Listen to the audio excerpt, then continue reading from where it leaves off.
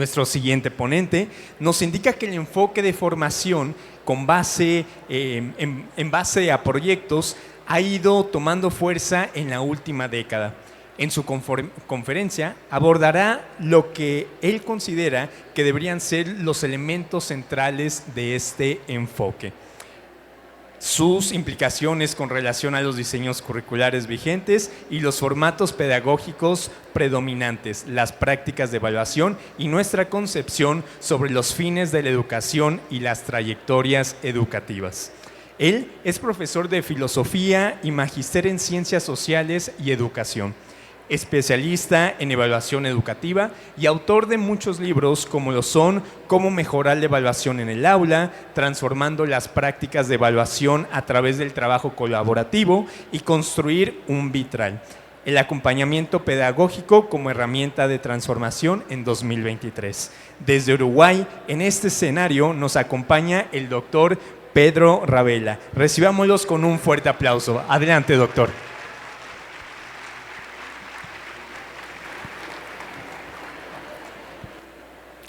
Bueno, muy buenos días para todos y para todas. Me da mucho gusto tener la oportunidad de estar con ustedes aquí. Le agradezco mucho a la Secretaría de Educación de Jalisco por la invitación. Y siempre disfruto mucho trabajando con los maestros aquí en México, así que espero que aprovechemos este rato. El tema, como acaban de presentar, es el del aprendizaje basado en proyectos. Quiero compartir algunas experiencias que me ha tocado acompañar en mi país, sobre todo desarrolladas por profesores y maestros, y sobre todo reflexionar sobre el sentido, porque como decía el colega recién cuando me presentaba, en los últimos 10 años, 20 años en algunos países se ha avanzado bastante esta idea de trabajar en torno a proyectos, que como se dijo ayer, no es una idea nueva, sino que es una idea vieja, o sea, tiene muchos años en la pedagogía, pero como que se ha recuperado en este tiempo.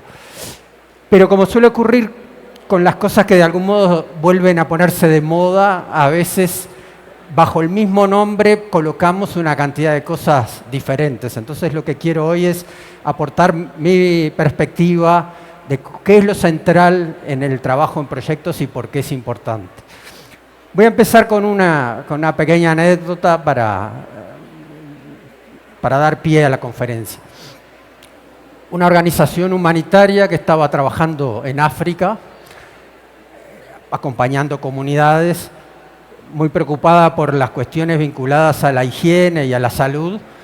Una de las cosas que veía eran las prácticas que tenían las comunidades para alimentarse, que básicamente se sentaban en el suelo y había una cantidad de problemas vinculados a la higiene, y entonces desde una mirada muy occidental decidieron como una intervención brindarle a las familias unos muebles básicos, una mesa para que comieran de otra manera. Entonces al tiempo, cuando volvieron, conversando con uno de los líderes de la comunidad, les dijo, sí, ha sido excelente, todos han incorporado el inmobiliario a la casa. Y fueron a una de las viviendas, empezaron a recorrer, ¿y qué se encontraron? Que la mesa la habían puesto con la tabla hacia abajo y las 4 patas hacia arriba, y se sentaban todos en el suelo alrededor de la mesa. Y esto viene a cuenta de que el modo en que hacemos las cosas en educación es una práctica cultural, no es solamente una cuestión teórica o técnica. Y muchas veces lo que está en la cultura pervive más allá de que uno introduzca nuevas tecnologías. Esto mismo hace ya como 10 años, cuando en Uruguay se empezó a trabajar con el plan Ceibal, que es el plan que le da un equipo, una laptop a cada niño. Hoy eso es universal en Uruguay, en todas las escuelas y secundarias públicas los niños reciben todos una tablet o una computadora, una pequeña laptop para trabajar. Y cuando en los primeros tiempos fui a observar aulas, una de las cosas que más me llamaba la atención era que cuando los maestros trabajaban con la computadora en la clase, los niños, cada uno tenía su computadora, decían, no, todavía no apretan nada. Entonces explicaba algo, bueno, ahora sí, hagan clic. Entonces, ¿qué refleja esto? Que había como un patrón de que lo que ocurre en el aula lo va pautando el maestro y que los niños van siguiendo instrucciones paso a paso. Y el elemento innovador que era la computadora, de algún modo después fue cambiando eso, ¿verdad? Pero en un primer momento se lo incluyó en las prácticas preexistentes y por tanto se le cambió el sentido. Es lo mismo que pasó con la mesa en estas comunidades. Y digo esto porque lo mismo nos puede pasar con esto de los proyectos. Muchas veces, y parte de lo que voy a compartir con ustedes ahora, es que a veces tomamos una idea nueva y sin darnos cuenta la incorporamos en las cosas que estamos acostumbrados a hacer, ¿no? Muchas veces una de las preocupaciones que voy a tomar al final de la conferencia es, bueno, ¿qué hacemos con la evaluación si trabajaron en proyectos?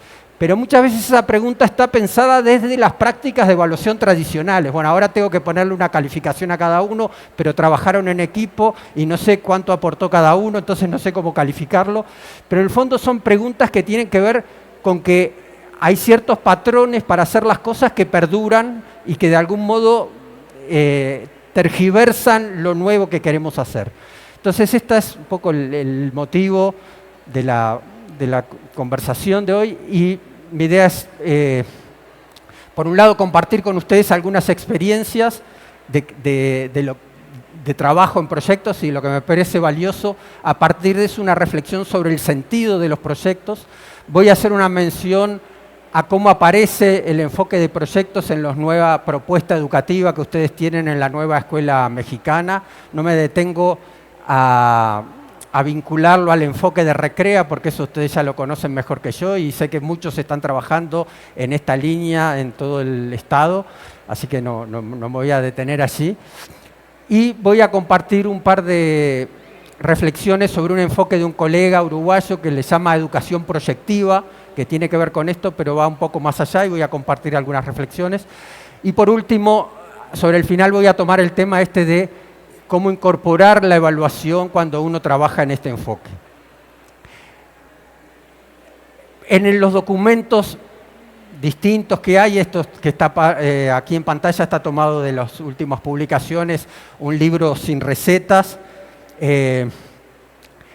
Lo que se plantea es eso, que la idea básica de la nueva propuesta curricular es que los contenidos se trabajen vinculados a la realidad de los estudiantes, desde la realidad local en sus comunidades a la realidad mundial a la cual tienen acceso a través sobre todo de Internet, de las redes sociales, etc. Y lo que se dice allí es, eso requiere que se problematice lo que se va a trabajar en la forma de un tema, un problema, una situación, como por ejemplo el lugar de los robots en el presente, el maíz en la alimentación en México, la contingencia ambiental urbana, la pérdida de lenguas indígenas. O sea, lo que se está proponiendo es que los contenidos que aparecen en el currículum no se trabajen en abstracto, sino que se vinculen con algún problema que sea vivido por los estudiantes. Y para eso hace una apuesta el documento, me parece que es muy interesante, a la autonomía profesional, a que los maestros no son simplemente ejecutores del currículum, sino que los maestros tienen que bajar el currículum a proyectos dentro de la escuela donde se integren esos distintos saberes. No me detengo más allí. Entonces, traigo un ejemplo que me tocó hace unas 3-4 semanas compartiendo en una institución de educación media. María, una profesora, me contaba su proyecto, una profesora de educación artística, y tenía un proyecto que se desarrolla a lo largo del año entero en su curso, y el eje de ese trabajo es que los estudiantes, ella le propone a los estudiantes que en equipos, cada equipo conforme una banda musical. Y ese es el trabajo que hacen a lo largo de todo el año y todo su curso está organizado en torno a hacer la banda musical. Y para eso les propone 3 desafíos principales. Uno es que tienen que convocar a un toque, a un lugar donde ellos que la banda va a ejecutar un repertorio. Por otro lado, tienen que crear una canción propia del equipo, tienen que ellos, más allá que pueden tocar otras canciones, tienen que tocar una canción hecha por ellos. Y por otro lado, tienen que elaborar un documental acerca del proceso de creación de esa canción. ¿Tá? Esas son las 3 tareas, 3 desafíos que le da a los estudiantes. Y a partir de eso, ella relata todo lo que va haciendo. Bueno, los estudiantes tienen que elegir un estilo musical para su banda, qué es lo que quieren hacer, qué tipo de música. Tienen que definir una identidad visual, cómo van a presentar la banda, le tienen que poner un nombre, pero además tienen que tener elementos visuales de color, de logo, etc. Hacen un vestuario, cada banda tiene su propio estilo para vestirse y presentarse públicamente. Tienen que hacer un afiche para convocar al toque, lo tienen que diseñar. Tienen que generar esa canción, la letra tiene que ser original de ellos. Tienen que grabar su canción con un programa, y ahí tienen que aprender a usar programas de computadora para editar sonido. Y además tienen que ir haciendo un registro de lo que van haciendo. Tienen que hacer un documental que puede ser una secuencia de fotos, o puede ser un videoclip, o puede ser una narración en video, pero tienen que hacer un documental audiovisual en el que vayan mostrando todo el proceso de trabajo. Entonces, conversando con eso, ella me contaba entusiasmada todo lo que aprenden los estudiantes. Lo primero es el interés. Todos los estudiantes están motivados, todos trabajan.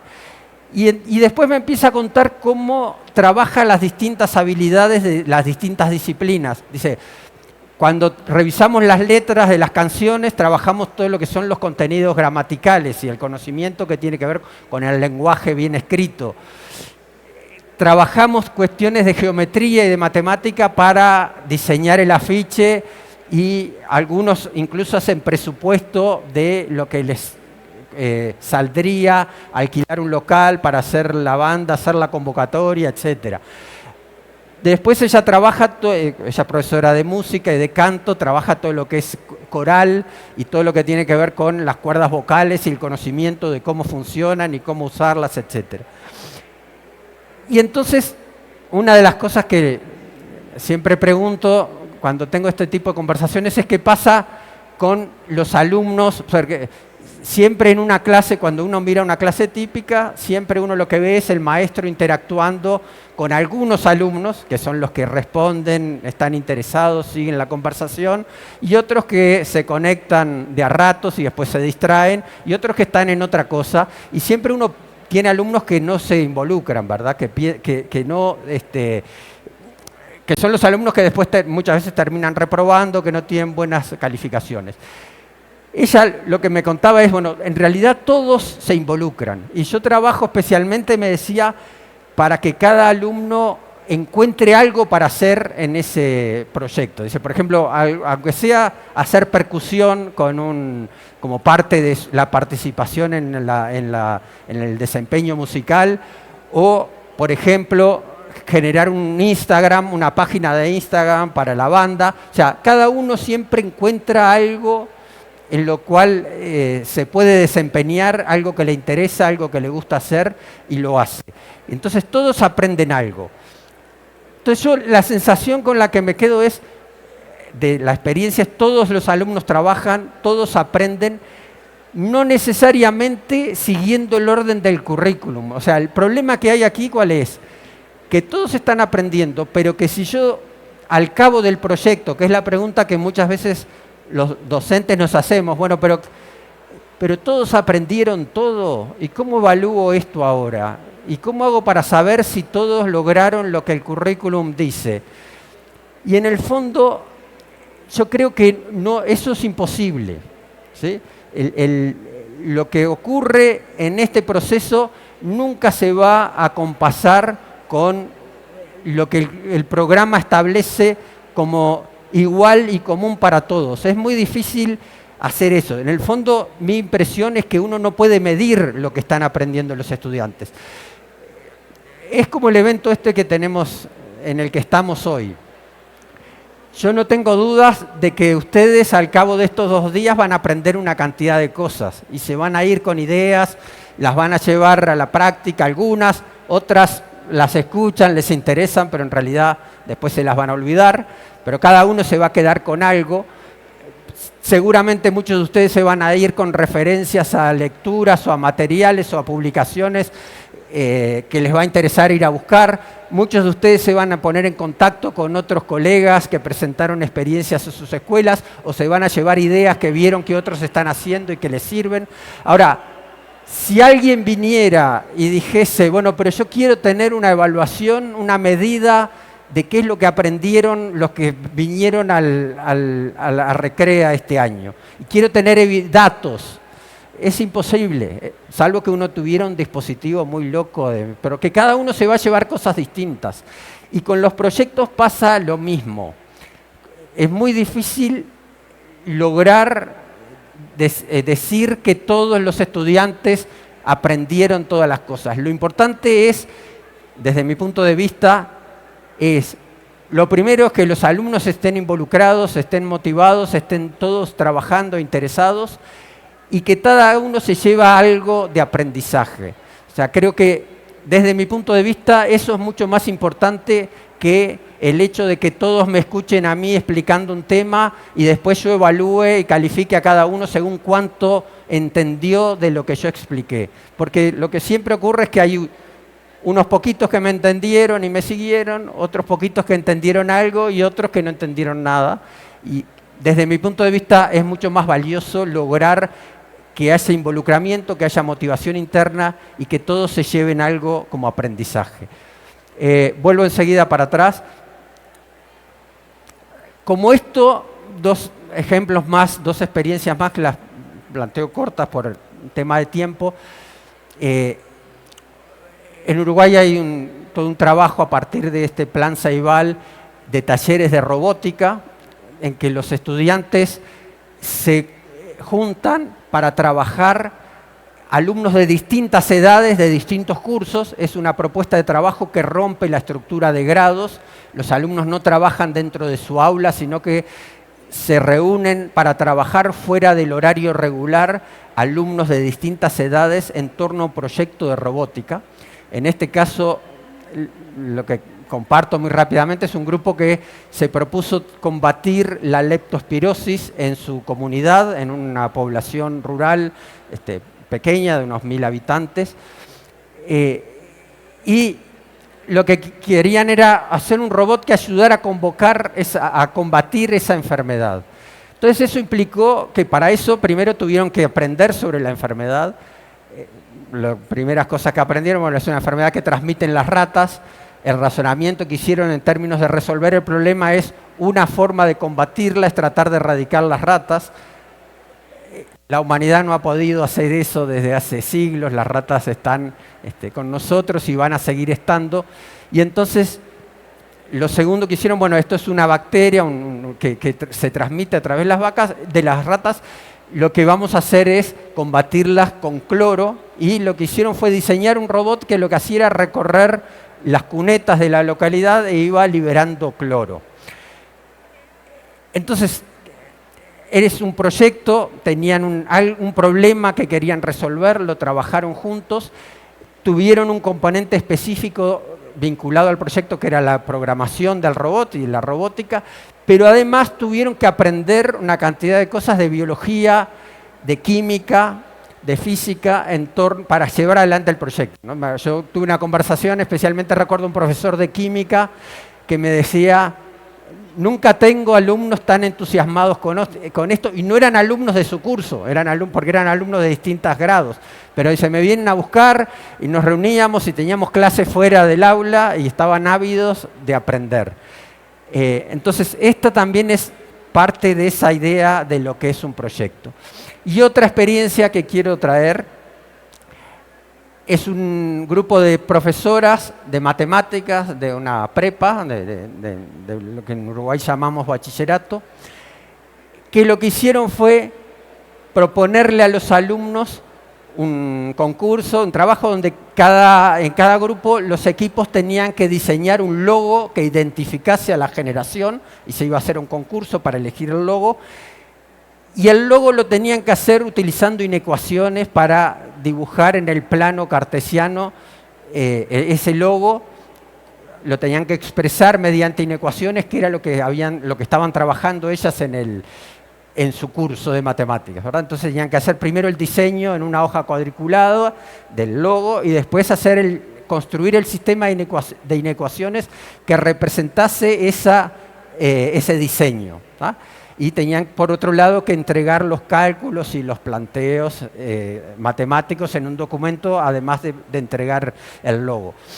Y entonces ellas, conversando con ellas, me contaban, o sea, claro, nos llevó más tiempo, tuvimos que dedicarle más tiempo a esto y dejar de lado otras actividades, pero fue muy impresionante cómo los alumnos que habitualmente no les interesa mucho el tema o lo aprenden en forma mecánica para resolver los ejercicios que después les van a poner en el parcial, cómo se apropiaron y se entusiasmaron con el tema. Y así hay muchos ejemplos, ¿verdad?, que uno puede recoger, criar conejos en la escuela e ir registrando cómo van creciendo, y conejos que tienen un nombre y que los niños, cada uno está encargado de hacer un seguimiento del peso y del tamaño y de cómo va, y un relato de cómo va creciendo el conejo y una gráfica. Esto lo vi con niños de primer año de escuela.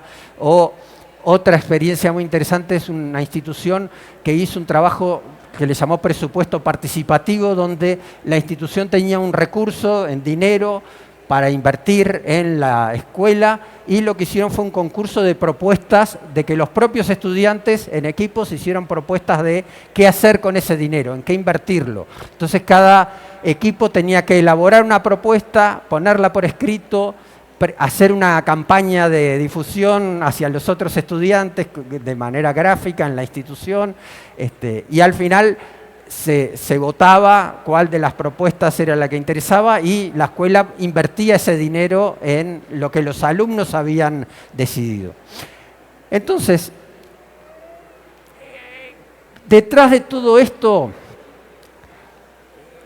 lo importante primero es que los alumnos se involucren realmente, que el proyecto sea de ellos, y asumir que no podemos controlar qué es lo que van a aprender. No todos van a aprender lo mismo y necesitamos pensar la calificación de otra manera, no como constatar si todos llegaron a un determinado lugar, sino más bien constatar si todos aprendieron algo y avanzaron en alguna dirección, en algún área. 3 desviaciones que yo observo. Yo decía hace un rato, muchas veces con la idea de los proyectos hacemos como con la mesa y la ponemos con las patas para arriba y nos sentamos en el piso. A veces los proyectos son más una indicación del docente sobre lo que tienen que hacer los alumnos que propiamente un proyecto de los alumnos. Muchas veces es el proyecto del docente. El docente piensa lo que tienen que hacer, cómo lo tienen que hacer, etc. A veces tenemos un exceso de planificación. Lo he observado. Ustedes aquí en México y en muchos lugares tienen mucha presión de formatos que hay que llenar y de cosas que hay que completar. En los propios documentos también de la nueva escuela mexicana, yo creo que hay allí veo una dificultad, y es esto de que como que el proyecto es algo que se va a planificar casi que detalle por detalle todo el proceso en el grupo de maestros, cuando en realidad el proyecto no es un proyecto si no está la voz de los estudiantes. También está dicho en los documentos que los estudiantes tienen que participar y tienen que tener un voz, pero el proyecto no es un ejercicio de planificación curricular. Uno puede planificar algunas cosas, pero un proyecto por definición después va a ir siguiendo distintos recorridos, y uno no puede predefinir de antemano qué es lo que van a aprender los estudiantes. Y un proyecto no es una lista de actividades a realizar. Aquí traigo un ejemplo por la negativa, un ejemplo también propuesto por colegas docentes. Para ellos esto era un proyecto y yo les decía, bueno, es una propuesta de trabajo interdisciplinar, pero yo a esto no le llamaría proyecto. Entonces era una larga lista de actividades, tenían un tema eje que era la vida en el océano, el nombre del proyecto era La pequeña gran vida en el océano, Y tenían una serie de actividades, eran profesoras de distintas disciplinas, de lectura, de ciencias naturales, de geografía, y entonces, si ustedes miran allí, les decían, bueno, actividad 1, comprensión lectora, tenían que leer un texto y responder preguntas, y les dicen, recuerda que tus respuestas deben ser completas. Actividad 2, investigación, tenían que hacer un trabajo de investigación. Actividad 3, trabajamos con el mapa, la profesora de geografía tenían que ubicar océanos en el mapa, etc.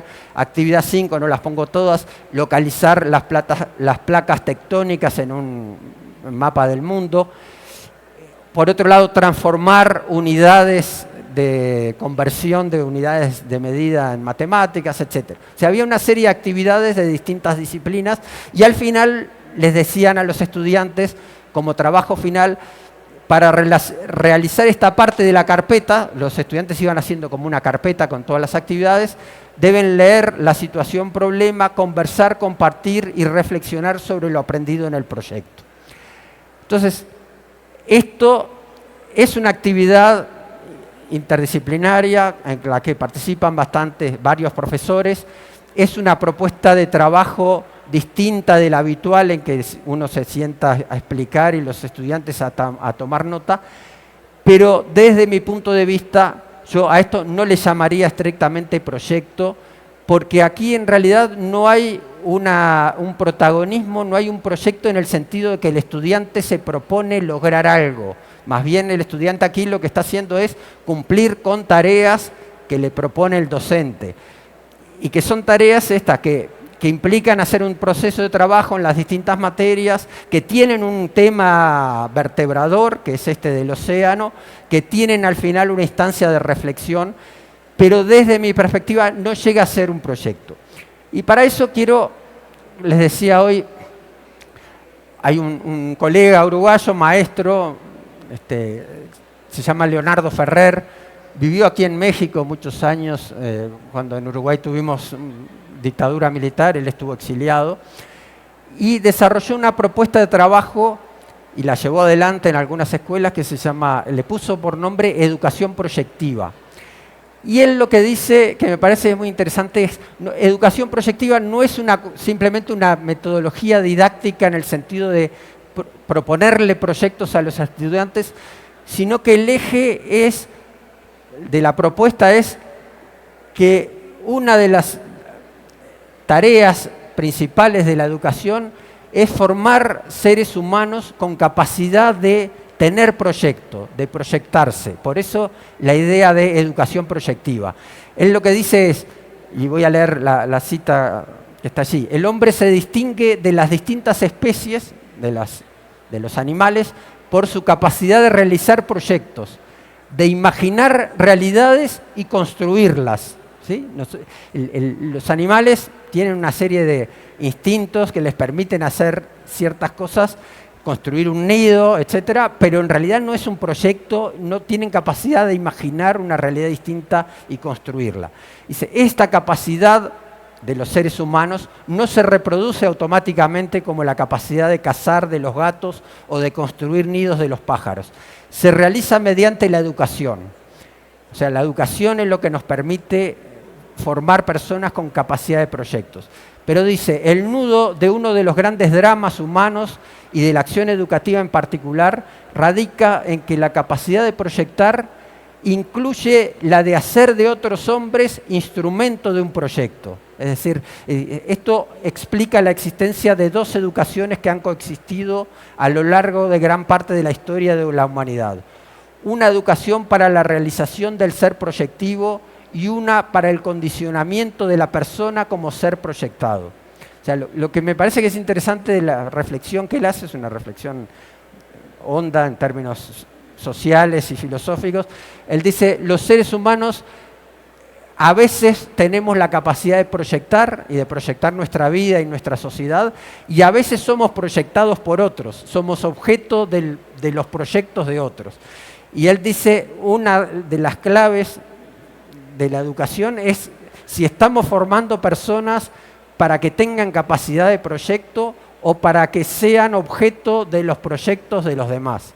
¿Sí? Y esto uno lo puede aplicar, por ejemplo, al tema de la formación para el trabajo. Cuando formamos para el trabajo, ¿qué estamos formando? Personas para que sean parte del proyecto de las empresas y que sean proyectados por las empresas, o personas que tengan posibilidad de participar por iniciativa propia en otros proyectos o de definir sus propios proyectos y emprendimientos. A partir de ahí él dice, a proyectar se aprende proyectando. El objetivo de esta modalidad de aprendizaje es que el alumno realice experiencias directas de tipo proyectivo en relación a diversos objetos culturales. El alumno hace conciencia de la relación entre fines y medios, aprende a considerar instrumentos materiales y espirituales que se requieren para concretar un objetivo, fortalece la capacidad volitiva, aprende a preguntar y a escuchar. O sea, no es un conjunto de tareas que le doy al estudiante para que el estudiante haga, sino que él es el que tiene un propósito y para llevarlo adelante tiene que ponerse a pensar qué medios necesita para lograr determinados fines, qué instrumentos materiales, qué instrumentos espirituales en el sentido de capacidad, disciplina de trabajo, etcétera, necesita para llevar adelante el proyecto. Para eso, dice, la institución necesita, parte de la propuesta que hace Ferrer es, necesitamos pensar la escuela de otra manera. Y un elemento central es que el estudiante pueda decidir sobre el uso del tiempo. La escuela en general, el tiempo está definido de antemano. Hay un horario, los alumnos van y el maestro es el que administra el tiempo y dice ahora vamos a hacer esto, ahora vamos a hacer aquello. En la escuela que generó Leonardo Ferrer, buena parte del tiempo era decidido por los propios alumnos, que discutían y decidían y tenían una cantidad de espacios que ellos les llamaban espacios curriculares optativos, donde los estudiantes elegían qué iban a hacer en ese momento y donde se rompía la estructura de grupo-clase. O sea, nosotros tenemos muy introyectado el formato de que la escuela es un aula con un maestro al frente, un grupo de niños de la misma edad que van haciendo actividades al ritmo del timbre o de la campana, no sé qué es lo que usen ustedes, que va marcando los tiempos. En la educación proyectiva implica pensar la escuela de otro modo, donde los alumnos primero no forman parte de grupos fijos, donde los alumnos no están a cargo de un solo maestro, sino que interactúan con distintos maestros de acuerdo a la actividad en la que están haciendo, y donde hay tiempos de manejo personal. El manejo de tiempos y espacios personales es una experiencia invalorable cuando se pretende el desarrollo de espíritus críticos y es uno de los primeros elementos a tener en cuenta en un ambiente pedagógico proyectivo. Dice, si queremos que los alumnos tengan capacidad de proyectar, lo primero que necesitamos hacer es que ellos puedan tomar decisiones sobre cómo organizan la actividad del día, cómo organizan el tiempo, en qué lugares trabajan, con quiénes trabajan. ¿Sí?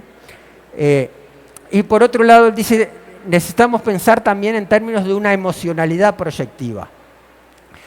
El ambiente pedagógico tiene que tener en cuenta el ambiente emocional en el cual se producen los procesos de construcción y aprendizaje, de modo que se atienda al desarrollo del entusiasmo, al sentimiento de autoestima, la capacidad de emocionarse ante la pintura, la música o ante una investigación científica, la capacidad de asombro, la curiosidad, todo esto constituye el móvil de los proyectos. Aquel a quien la realidad no lo conmueve no puede ser proyectivo. Lo que él está diciendo aquí es, el trabajo en proyectos implica esto, de que uno logra generar la emoción, la curiosidad, el asombro, el interés del estudiante por algo en algún área.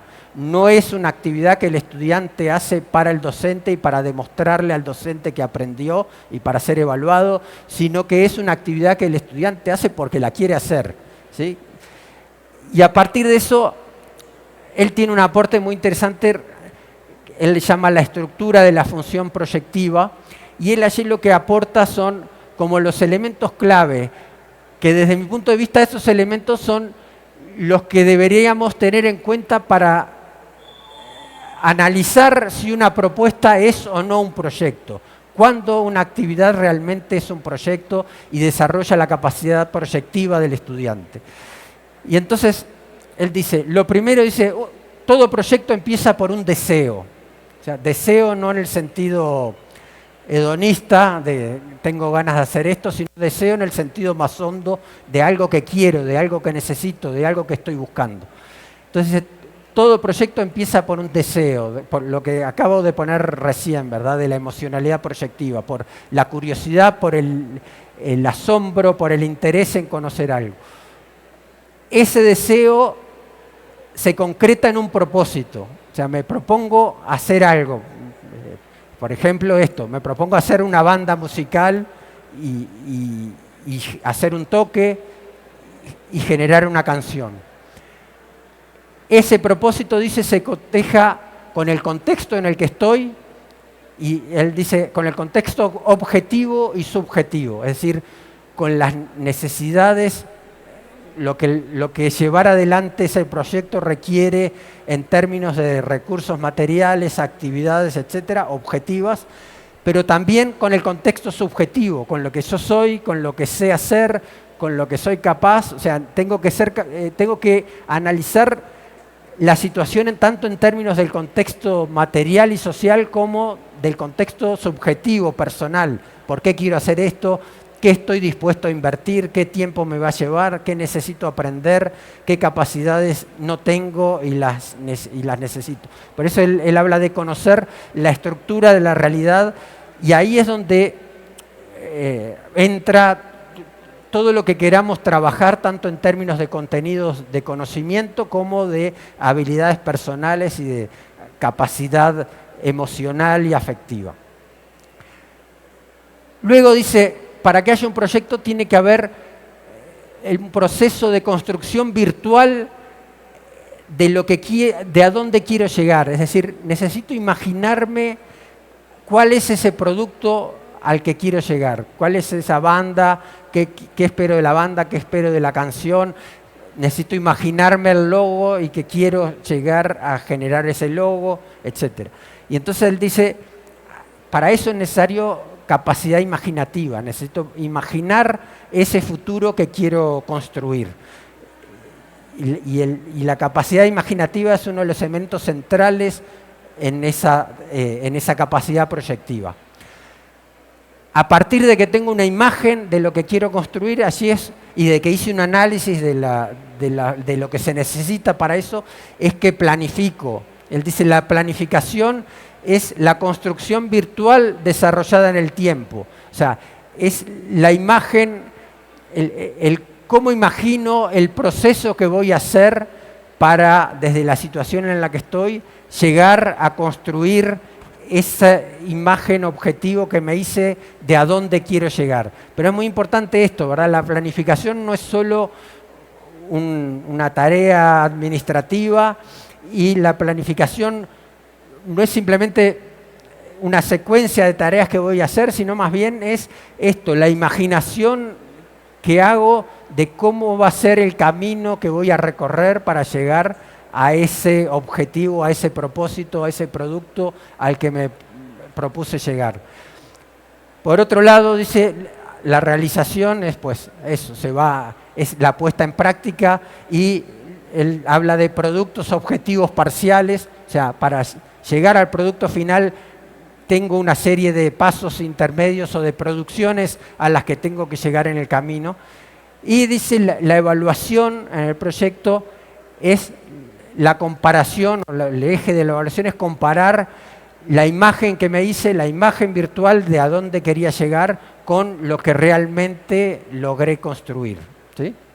Esa es la reflexión que él hace sobre las cosas que están implicadas en la construcción de un proyecto. Entonces uno cuando habla de un proyecto necesita preguntarse esto, ¿verdad? Si hay un deseo de los estudiantes y parte del trabajo en proyectos es construir con los alumnos ese deseo, y ahí bueno, hay distintas modalidades y distintas opciones de acuerdo a cada realidad. A veces uno puede intervenir más como docente generando el deseo, proponiendo a los estudiantes lo que se va a hacer, y otras veces uno actúa más como facilitador y uno capta emergentes que existen en el grupo. O sea, lo que quiero decir con esto es, a veces hay más iniciativa de uno como docente que hace la propuesta, y a veces uno tiene que tener la habilidad de captar temas que están en el grupo, intereses que están en el grupo y que podrían ser objeto de un proyecto, y uno se basa o toma como punto de partida deseos que están allí en el grupo. Entonces, pero es clave esto, por eso esto del océano azul que les comentaba hoy, así en general no hay un deseo, hay un tema que el docente trae y una serie de actividades para realizar. Si para que haya un proyecto tiene que haber un interés, una motivación del alumno que a veces es espontánea y a veces es generada por el propio docente. Ok. Y entonces entro en la última parte, que tiene que ver con cómo uno incorpora la evaluación.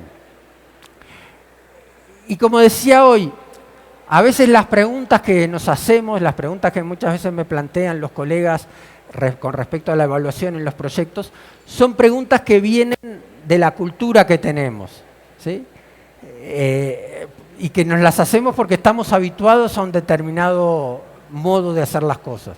Entonces, una de las preguntas típicas es, bueno, ¿y cómo hacemos para saber que todos aprendieron? Y en el fondo tenemos la idea de que todos tienen que haber aprendido lo mismo. Y esa pregunta en realidad es una pregunta que viene del formato escolar en el que estamos. O sea, partimos de la base de que todos los alumnos aprenden lo mismo y al mismo tiempo, y que nosotros de alguna manera tenemos que garantizarlo. Otra pregunta que sale siempre es, bueno, ¿y cómo hago ahora para tener en cuenta la diferencia de participación? Porque hay alumnos que trabajaron mucho y hay alumnos que trabajaron menos, y no sería justo evaluar a todos de la misma manera. También aquí esta pregunta tiene por detrás algo que es propio del formato escolar en el que vivimos. Partimos de la base de que la calificación y la evaluación tiene que ser justa. Tenemos una idea de justicia evaluativa que significa que tenemos que decidir con la calificación si este trabajó más, tiene que tener una mejor calificación, si este aprendió más, tiene que tener una mejor calificación que este. Y en realidad la propuesta de evaluación formativa fue parte de lo que trabajamos ayer en el taller. El foco no es tanto comparar entre los alumnos ni a los alumnos contra un estándar, sino constatar y comparar a cada alumno consigo mismo. Lo que me debería importar principalmente es si cada alumno aprendió cosas, se involucró, trabajó y desarrolló nuevas capacidades, aunque no estén todos en el mismo nivel. Y también esto, ¿no? Si todos van a recibir la misma calificación a partir del producto al que llegaron, o si va a haber una diferencia individual. Estas son las típicas preguntas que uno se hace cuando trabaja en proyectos y que vienen del formato escolar convencional al que estamos habituados. Entonces, allí la reflexión que me gustaría compartir es 5 formas de evaluación y 5 tipos de evaluación que hay cuando uno trabaja en torno a proyectos. Una evaluación que hay clave en el trabajo en proyectos son las instancias en que cada equipo exhibe, comparte los avances que está haciendo en el proyecto y recibe devoluciones de otros. Esa es una primera instancia de evaluación clave en el proyecto. El equipo hizo un plan, tiene, por ejemplo, un borrador de la letra de la canción o tiene un primer diseño del logo de la banda musical y lo trae y lo comparte y recibe aportes y sugerencias de los compañeros y los demás, o a veces uno puede tener la instancia de compartir las producciones parciales con audiencias externas, con gente que no es del grupo de clase, con otros alumnos, con familias, pero hay una primera forma de evaluación en el trabajo en proyectos que es que cada equipo comparte sus avances y recibe retroalimentación que le permite seguir avanzando. Un segundo modo de hacer evaluación es lo que un colega en Uruguay le llama microescrituras individuales. O sea, si uno quiere Perdón, si uno quiere ir a... porque, o sea, más allá de que no todos van a aprender lo mismo, es muy importante como parte del trabajo docente hacer seguimiento de cada alumno, sobre todo de los alumnos con más dificultades. Entonces, una segunda forma de evaluación es pedirle a los alumnos que hagan pequeños trabajos de escritura sobre lo que están haciendo en el proyecto, sobre lo que están aprendiendo, sobre lo que les interesa, sobre conceptos como por ejemplo la leptospirosis o el papel del cloro para combatir la leptospirosis. O sea, tareas en que los alumnos tengan que escribir sobre, pero no escribir en abstracto, sino que escribir sobre el trabajo que están haciendo en el proyecto, pensar sobre el mismo, y que son microescrituras que no son para ser calificadas, sino que son instancias en tipo diario de aprendizaje, en que el alumno escribe y piensa sobre lo que está haciendo. Que si el alumno está motivado, lo va a hacer, y eso me permite a mí como docente ir teniendo idea de por dónde va cada alumno y de haciéndole aportes y demás, o proponiéndole pequeñas tareas para que el alumno avance en su proceso personal. Un tercer tipo de evaluación clave es la autoevaluación y la coevaluación del trabajo en equipo. Y esto es algo que hay que hacerlo tempranamente. Ayer les compartí en el taller un modelo de trabajo para esto con una lista de cotejo, que la generamos también con un grupo de profes que me planteaban este problema de cómo hago para valorar la participación desigual de los alumnos en el proyecto. Y yo les decía, el problema es que si tú te planteas esta pregunta al final ya es tarde, porque no tiene mucho sentido que tú te pongas a hacer un ranking de quién participó más, quién colaboró más en el equipo, etcétera, y que los califiques con eso.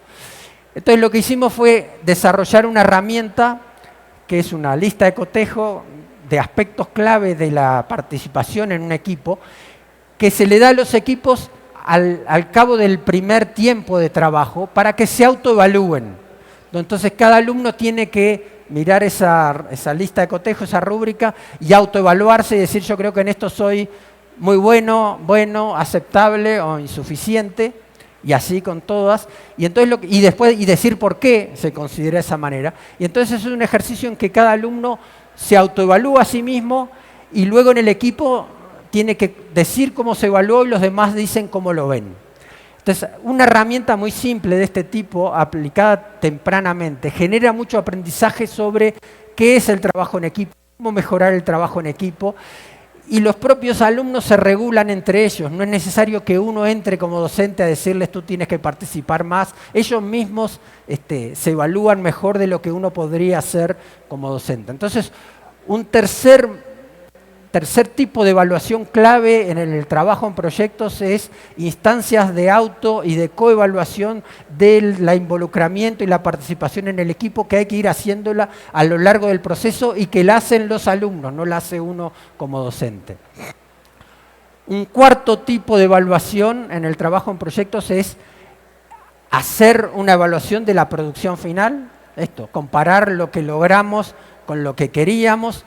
A veces ayuda mucho tener ciertos criterios de calidad desde el principio, o sea, qué es una buena letra de canción, qué características tiene un buen toque musical, qué es un buen logo para el tema de las inecuaciones. O sea, pero hay un cuarto tipo que es evaluar el producto al que llegamos. Y por otro lado, al final sí puede haber algún tipo de corte evaluativo individual en el sentido de que, además de la producción colectiva, haya algún tipo de tarea de cierre que cada alumno tenga que hacer individualmente. Me están avisando que termine y yo ya estoy terminando, así que voy muy bien. Y si es necesario poner una prueba individual, se pone. Pero la clave de la evaluación individual al final es, desde mi punto de vista, que no puede ser una evaluación que esté enfocada en que todos tienen que haber aprendido lo mismo, sino que tiene que ser una evaluación individual donde el alumno haga una narración, un relato de lo que él aprendió, que no va a ser lo mismo que aprendieron los demás. Entonces, esas son como los 5 modos de evaluación que yo entiendo que son claves cuando uno trabaja en proyectos. La evaluación de los productos parciales, las microescrituras individuales, la evaluación del trabajo en equipo, la evaluación de la producción final y alguna forma de autorreflexión de cada estudiante sobre lo que aprendió en el proceso. En el fondo, y esta es mi última diapositiva, necesitamos, o sea, trabajar con proyectos implica poner en cuestión el modelo al que estamos habituados. Yo siempre digo que la escuela en la que estamos se puede representar bien con la imagen de la escalera. Todos van a aprender lo mismo en primer año y si lo aprendieron pasan a segundo, después a tercero y partimos de la base que podemos definir lo que todos los alumnos pueden aprender grado a grado y partimos del supuesto de que todos los alumnos de una misma edad deberían poder aprender lo mismo cuando sabemos que no es así, todos los alumnos son diversos y además cambian y en determinados cursos les interesan más una cosa y después otra. Entonces necesitamos pensar más la educación y la trayectoria educativa como un laberinto y no como una escalera, como un recorrido que cada uno de los estudiantes va haciendo, donde lo que me importa es que todos avancen, que todos hagan un recorrido, pero que no va a ser el mismo para todos. No todos van a aprender lo mismo, sí todos van a aprender algo. Esto es muy importante decirlo. Y cuando me interesa destacar esto, cuando intentamos que todos aprendan lo mismo y cuando intentamos además enseñar todo, porque parte del problema que tenemos los docentes es, lo decía hace un rato Emilio Tenti, esta sobrecarga de responsabilidades, la escuela tiene que enseñar todo. Y cuando queremos enseñar todo, lo que termina pasando es que tenemos tres tipos de estudiantes. Una parte que son los exitosos, los que logran entender todo lo que tratamos de aprenderlo, tienen buenas calificaciones y nos siguen. Los sobrevivientes, que son los alumnos que no entienden de qué le estamos hablando, pero de algún modo se las arreglan para tener una calificación de aprobado e ir avanzando y sobreviven, pero no, en realidad la experiencia escolar les dice muy poco. Y los que abandonan, sobre todo en la educación media, ¿sí? Los estudiantes que no entienden, pero además no logran tener calificaciones aceptables y terminan yéndose, ¿sí? Terminan abandonando los estudios y vamos perdiendo adolescentes a lo largo de la educación media. Entonces, por eso yo creo que necesitamos sacrificar el deseo de que todos aprendan todo. Y la prioridad, de mi punto de vista, y la prioridad en el trabajo en proyectos, es que todos encuentren algo que quieran hacer, que les apasione, algo en lo que pueden ser buenos, en lo que se pueden destacar. Como decía la profe, si sabe hacer percusión, que haga percusión. Si hace una página de Instagram, que haga una página de Instagram. Cada uno encuentre algo que les apasione y que les motive a aprender. Y todos van a ir aprendiendo, pero no lo podemos controlar, del mismo modo que no podríamos controlar qué es lo que cada uno de ustedes está aprendiendo a lo largo de estos 2 días de encuentro. Así que bueno, les agradezco mucho la atención y quedo a las órdenes en el correo electrónico.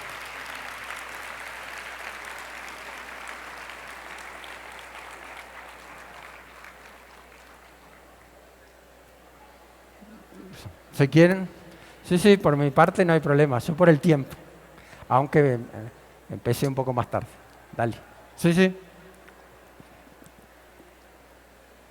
Si alguien quiere hacer alguna pregunta breve, así el profe, no sean muy extensos por el tiempo de los que vienen atrás. Sí. Bueno, buenas tardes a todos. Primeramente, doctor Pedro Ravela, agradecer por la luz que nos trajo. Ciertamente es una visión que yo desconocía de los proyectos. Se han hablado tanto de los proyectos, pero creo que necesitamos crear conciencia del por qué trabajar los proyectos. Y no nada más por cumplir por burocracia.